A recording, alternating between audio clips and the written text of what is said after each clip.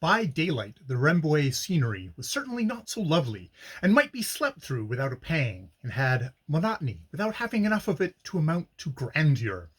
Every now and again we came to villages, each of which was situated on a heap of clay and sandy soil, presumably the end of a spit of land running out into the mangrove swamp fringing the river.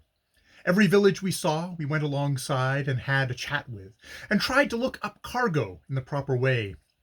One village in particular did in one particular village in particular did we have a lively time in. A banjo had a wife and home there, likewise a large herd of goats, some of which he was desirous of taking down with us to sell at Gaboon. It was a pleasant-looking village, with a clean yellow beach which most of the houses faced, but it had ramifications in the interior. I, being very lazy, did not go ashore, but watched the pantomime from the bamboo staging. The whole flock of goats enter at right end of stage, and tear violently across the scene, disappearing at left. 2 minutes elapse. A banjo and his gallant crew enter at right-hand stage, leg it like lamplighters across front, and disappear at left. A fearful powwow behind the scenes. 5 minutes elapse. Enter goats at right as before, followed by a banjo and company as before, and so on, da capo.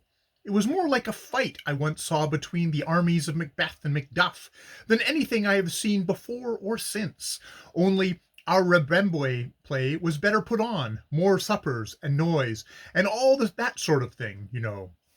It was a spirited performance, I assure you, and I and the inhabitants of the village, not personally interested in goat catching, assumed the role of audience and cheered it to the echo. We had another cheerful little incident that afternoon. While we were going along softly as was our wont in the broiling heat.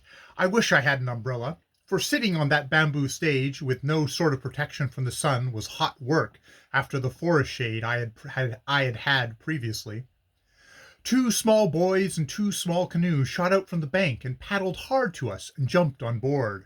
After a few minutes of conversation with a banjo, one of them carefully sank his canoe. The other just turned his adrift, and they joined our crew. I saw they were fans, as indeed nearly all the crew were, but I did not think much of the affair.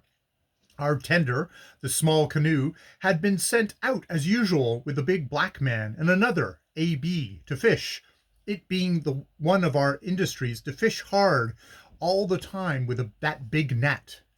The fish caught sometimes a bushel or 2 at a time, almost all grey mullet, they were then brought alongside, split open and cleaned.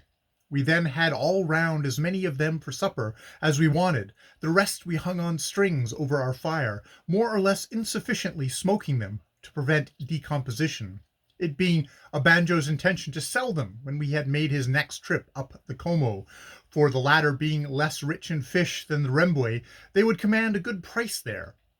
We always had our eye on things like this, being, I proudly remark, none of your gilded floating hotel on a ferry boat like those Cunard or White Star liners are, but just a good trader that was not ashamed to pay and not afraid of work.